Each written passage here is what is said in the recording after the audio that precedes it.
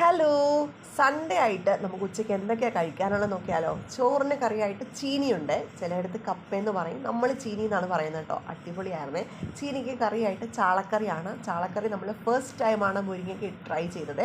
തേങ്ങ അരച്ച് മാങ്ങയിട്ട് മുരിങ്ങയ്ക്ക് ഇട്ടപ്പോഴത്തേക്കും വേറൊരു ടേസ്റ്റായി, ഒരു ഹോട്ടൽ സ്റ്റൈൽ ടേസ്റ്റാണ്. ഞാൻ റെസിപ്പി അപ്ലോഡ് ചെയ്യാം, അങ്ങനെ കിട്ടില്ലമായിരുന്നേ. അങ്ങനെ ചീനിയും ചാളക്കറിക്കും ഒക്കെ കൂടെ നമ്മൾ വേറൊരു കാര്യം കൂടി ഉണ്ടാക്കിയിട്ടുണ്ട്. അത് മറ്റൊന്നുമല്ല, സാമ്പാറാണ് കേട്ടോ. നമ്മൾ ഉച്ചയ്ക്ക് സാമ്പാർ അങ്ങനെ വെക്കുന്ന പതിവില്ല, രാവിലെ ദോശയ്ക്കൊക്കെയാണ് എടുക്കാറ്. പക്ഷേ ഇന്ന് സാമ്പാർ കൂട്ടി കഴിക്കണമെന്ന് തോന്നി. നല്ല ചൂട് പറക്കുന്ന ആവി പറക്കുന്ന സാമ്പാറൊക്കെ ഒഴിച്ച് കഴിക്കണമെന്ന് തോന്നി. പിന്നെ ചാളക്കറിക്ക് കൂട്ടിന് ചാള ഫ്രൈ ഉണ്ട്. നമുക്കറിയാം ചാള പൊരിച്ചതിനാണ് ഏറ്റവും കൂടുതൽ ഫാൻസ് ഉള്ളത്. എനിക്കും അതുപോലെ ചാള പൊരിച്ചതാണ് കൂടുതൽ ഇഷ്ടം.